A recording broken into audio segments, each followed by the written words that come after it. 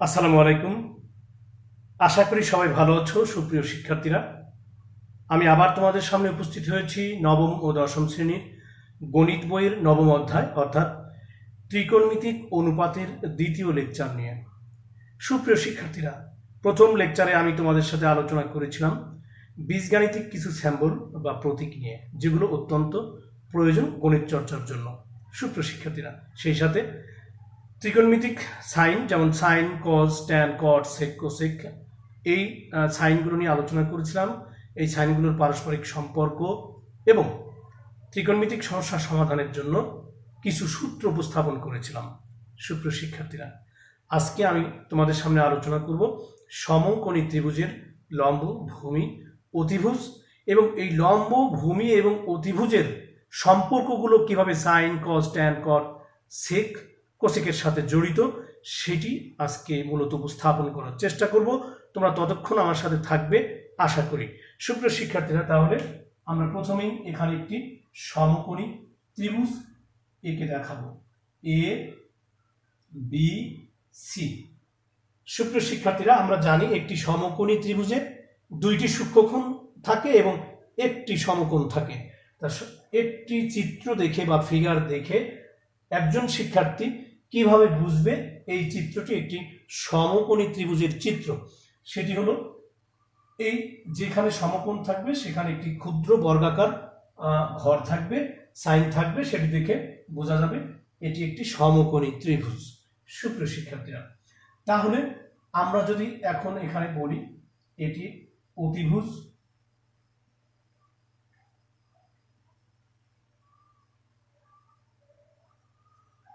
ভূমি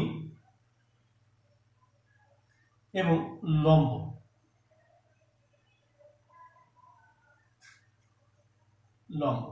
সুপ্রিয় শিক্ষার্থীরা, যদি আমরা বলতে চাই যে আসলে ভূমি কি, তাহলে কিন্তু আমাদেরকে এখানে যদি আমরা একটি সূক্ষ্ম কোণ থাকে তাহলে আমরা এখন ভূমি কি এটা যদি আমরা বলতে চাই তাহলে আমরা বলবো সমকোণ সংলগ্ন অর্থাৎ সমকোণের সাথে থাকা আনুভূমিক বা ভূমির সমান্তরালে থাকা যে রেখাটি সেটি হলো বা যে বাহুটি সেটি হলো ভূমি। তাহলে আমরা এই ত্রিভুজ এবিসিতে বিসি বাহুকে ভূমি বলতে পারি। সুপ্রিয় শিক্ষার্থীরা, আবার সমকোণী ত্রিভুজের সমকোণ সংলগ্ন যে বাহুটি উলম্ব বা খাড়াভাবে থাকে সেটিকে আমরা লম্ব বলি। এই যে এবিসি ত্রিভুজে আমরা এবিকে লম্ব বলছি। সুপ্রিয় শিক্ষার্থীরা, তাহলে সমকোণী ত্রিভুজের সব থেকে বড় যে বাহুটি অর্থাৎ লম্ব এবং ভূমি অপেক্ষা বৃহৎ যে বাহুটি অর্থাৎ সমকোণের সামনের বা সম্মুখের যে বাহুটি থাকে সেটিকে আমরা অতিভুজ বলি। সুপ্রিয় শিক্ষার্থীরা, এই লম্ব এবং ভূমি এটি কিন্তু আপেক্ষিক এবং পরিবর্তনশীল, কিন্তু অতিভুজ ফিক্সড। অতিভুজ সবসময় সমকোণের সামনের বাহুটিকে আমরা অতিভুজ বলি। এখন আমরা কিন্তু এই লম্বটিকে ভূমি বলতে পারি, লম্বটিকে ভূমি, এবং এই ভূমি যাকে বললাম তাকে লম্ব বলতে পারি। আমরা এটিকে আবার লম্ব বলতে পারি, লম্ব বলতে পারি। কেন? প্রশ্ন হলো কেন? তাহলে আমরা এইখানে যদি আমার থিটা কোণ বিবেচনা করে নেই অর্থাৎ সূক্ষ্ম কোণ এখানে বিবেচনা করে নেই তাহলে এটি হবে লম্ব, এটি ভূমি, আর অতিভুজ যেটি ছিল সেটি থাকবে। এখন প্রশ্ন হলো কেন? আসলে আমি আরেকটি ছবি, প্রথম যে ছবিটি ছিল অর্থাৎ যেটি মুছে ফেলেছি সেটি আবার আমি একটু আঁকার চেষ্টা করছি। এ বি সি, আমি এটিকে বলেছিলাম ভূমি, এটি বলেছিলাম অতিভুজ, লম্ব। সুপ্রিয় শিক্ষার্থীরা, আমি কম্পেয়ার করার জন্য অর্থাৎ তুলনা করার জন্য আবার আরেকটি ছবি এখানে এঁকে নিলাম, অর্থাৎ প্রথম ছবিটি এঁকে নিলাম। আমরা কিন্তু দেখতে পাচ্ছি আমি চিহ্নিত করেছি সূক্ষ্মকোণ এখানে এই সি বিন্দুতে। তাহলে সূক্ষ্মকোণ যেখানে থাকবে সূক্ষ্মকোণের সাথেই কিন্তু ভূমি থাকবে, আর সূক্ষ্মকোণের বিপরীত বাহুটি লম্ব হবে। ঠিক যেহেতু আমার এখন সূক্ষ্মকোণ, এতক্ষণ সূক্ষ্মকোণ ছিল সি বিন্দুতে, এজন্য আমরা এবি বাহুকে লম্ব বলেছি, বিসি বাহুকে ভূমি বলেছি। কিন্তু এখন সূক্ষ্মকোণ চলে আসছে এ বিন্দুতে, এখন কিন্তু আমরা বিসি বাহুকে লম্ব বলছি, এবি বাহুকে ভূমি বলছি, আর অতিভুজের স্থানেই থাকবে। তাহলে এখানে আমাদের বোঝার বা জানার বিষয়টি হলো যে বিবেচ্য কোণের বিপরীত বাহুকে আমরা লম্ব বলবো। অর্থাৎ বিবেচ্য কোণ বলতে এখানে সূক্ষ্মকোণকে বোঝানো হয়েছে। অর্থাৎ যেখানে সূক্ষ্মকোণটি থাকবে তার বিপরীত যে বাহুটি থাকবে তার বিপরীতে সূক্ষ্মকোণের সামনে যে বাহুটি থাকবে সেটিকে আমরা লম্ব ধরে নিব। যেহেতু এখানে সি বিন্দুতে সূক্ষ্মকোণ থিটা কোণ ধরে নিয়েছি আমরা, তাহলে এর বিপরীত বাহু অর্থাৎ সামনের বাহুটি এবি হবে লম্ব। আবার এই চিত্রে আমরা সূক্ষ্মকোণের স্থান পরিবর্তন করে এ বিন্দুতে নিয়ে গিয়েছি, তাহলে এখন কিন্তু আমরা এই সূক্ষ্মকোণের বিপরীত বা সামনের বাহুটি হলো বিসি, সুতরাং আমরা এখন লম্ব বলতে পারি বিসিকে। তাহলে আমরা কি দেখতে পেলাম যে এই লম্ব এবং ভূমি তার অবস্থান পরিবর্তন করে থিটা কোণের সাপেক্ষে।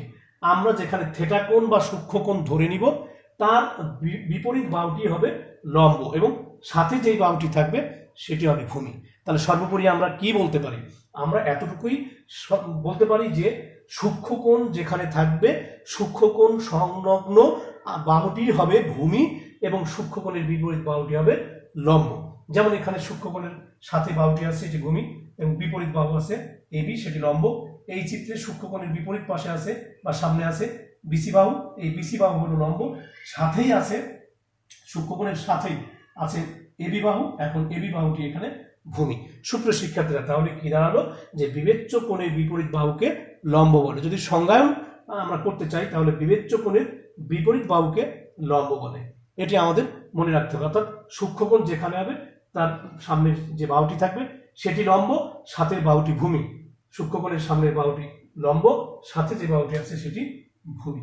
সুপ্রিয় শিক্ষার্থীরা, তাহলে লম্ব, ভূমি, অতিভুজ এই বিষয়টি আমরা একটু আলোচনা করে নিলাম। এইবার তোমাদেরকে যে বিষয়টি আমি দেখানোর চেষ্টা করব সেটি হলো sine theta, cos theta, sec theta, এই সাইনগুলো কিভাবে এই লম্ব, ভূমি, অতিভুজের সাথে সম্পর্কিত। তাহলে আমরা আবার একটি মাত্র ছবি এঁকে নিই। সমকোণের চিহ্ন এ বি সি। আমরা এই সি কোণটিকে সূক্ষ্মকোণ ধরে নিয়ে আলোচনা করার চেষ্টা করছি। তাহলে ভূমি, অতিভুজ,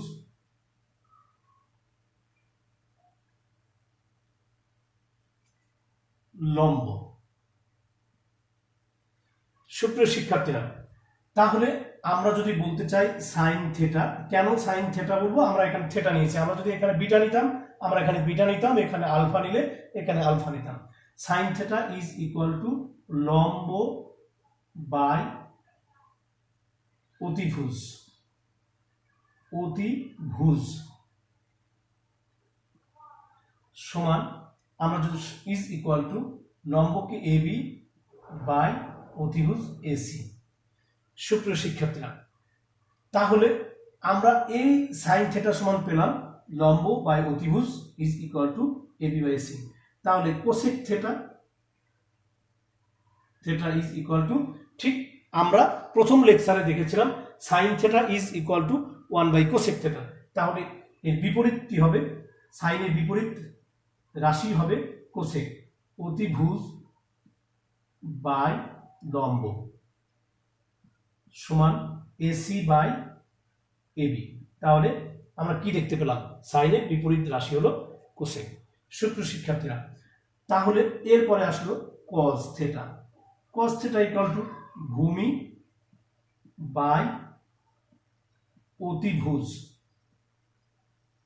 অতিভুজ অর্থাৎ ভূমি বিসি বাই অতিভুজ এসি। তারপরে সেক থিটা সমান বিপরীত রাশি, কজের বিপরীত রাশি সেক, অতিভুজ বাই ভূমি সমান এসি বাই বিসি। সুপ্রিয় শিক্ষার্থীরা, এরপরে আমরা লিখব tan theta is equal to লম্ব বাই ভূমি অর্থাৎ এবি বাই বিসি। তাহলে কট থিটা সমান লিখব ট্যান থিটার বিপরীত রাশি অর্থাৎ ভূমি বাই লম্ব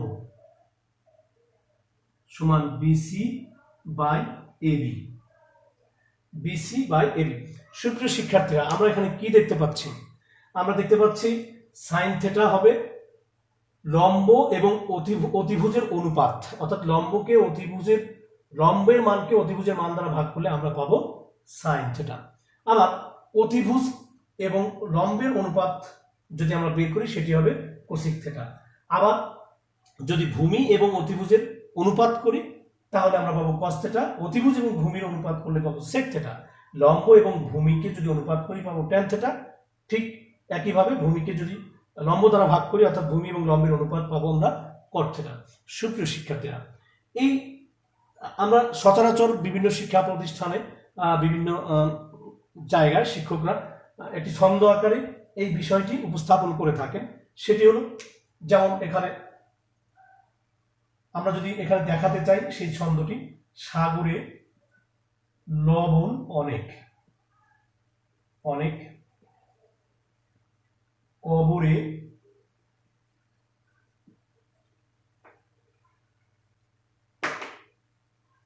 কবরে ভূত অনেক,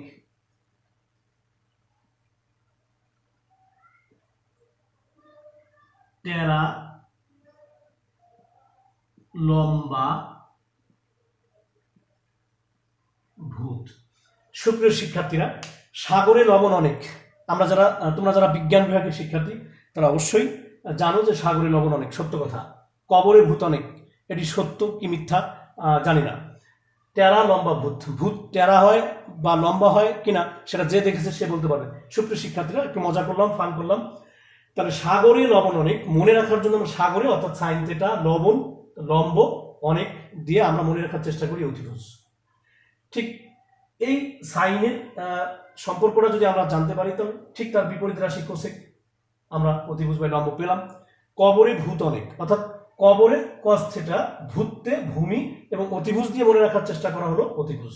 তাহলে কবরে ভূত অনেক দিয়ে বোঝানোর চেষ্টা করা হলো কস থিটা ইকুয়াল টু ভূমি বাই অতিভুজ। আর কস থিটার বিপরীত রাশি সেক থিটা অতিভুজ বাই ভূমি। টেরা লম্বা ভূত, টেরা দিয়ে ট্যানকে বোঝানো হলো, লম্বা দিয়ে লম্ব এবং ভূত দিয়ে ভূমিকে মনে রাখার চেষ্টা করা হলো। সুপ্রিয় শিক্ষার্থীরা, তাহলে টেরা লম্বা ভূত দিয়ে কি লেখা হলো? Tan theta is equal to লম্ব বাই ভূমি। আর এই ট্যান থিটার বিপরীত রাশি হলো ভূমি বাই লম্ব। সুপ্রিয় শিক্ষার্থীরা, এই বিষয়টিকে আরেকটি পদ্ধতিতে আমরা দেখাতে পারি, সেটি হলো এলভি এলভি ও ও, এলভি এলভি ও ও, এলভি এলভি ও ও। তাহলে এলতে লম্ব, ভিতে ভূমি, ওতে অতিভুজ। সুপ্রিয় শিক্ষার্থীরা, আমি যদি দেখানোর চেষ্টা করি লম্ব বাই অতিভুজ, আমি বোঝানোর চেষ্টা করছি লম্ব বাই অতিভুজ, তাহলে কি হবে? Sine theta. সুপ্রিয় শিক্ষার্থীরা, আমি যদি এখানে আবার দেখানোর চেষ্টা করি অতিভুজ বাই লম্ব কোসেক থিটা, কোসেক থিটা। সুপ্রিয় শিক্ষার্থীরা, আমি যদি আবার দেখানোর চেষ্টা করি ভূমি বাই অতিভুজ, অর্থাৎ অ্যারো দিয়ে দেখানোর চেষ্টা করেছি এটি প্রথম, তারপরে নিচে এটি লবে থাকবে প্রথমটি, হরে থাকবে দ্বিতীয়টি, তাহলে ভূমি বাই অতিভুজ কস থিটা। আবার যদি এখানে দেখানোর চেষ্টা করি অতিভুজ বাই ভূমি, তাহলে হবে সেক থিটা। আবার যদি আমি এখানে দেখানোর চেষ্টা করি লম্ব বাই ভূমি, তাহলে ট্যান থিটা। যদি এখানে দেখানোর চেষ্টা করি ভূমি বাই লম্ব, তাহলে দেখাবো কট থিটা।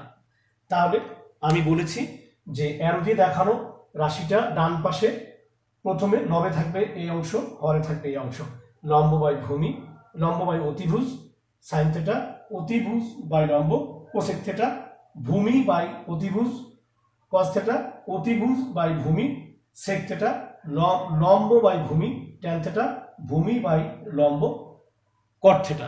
সুপ্রিয় শিক্ষার্থীরা, তাহলে আমরা লম্ব ভূমি অতিভুজের সম্পর্ক ত্রিকোণমিতিক sine, sine cos, tan cot, sec কোসেকের সাথে সম্পর্ক স্থাপন করলাম, তাহলে আমাদের পরবর্তী যে প্রমাণগুলো আছে, অর্থাৎ sine square theta plus cos square theta is equal to 1, sec square theta is minus tan square theta is equal to 1, cosec square theta minus cot square theta is equal to 1, তারপরে sine theta plus cos theta is greater than 1, এই সম্পর্কগুলো প্রমাণ করা আমাদের জন্য সহজ হবে।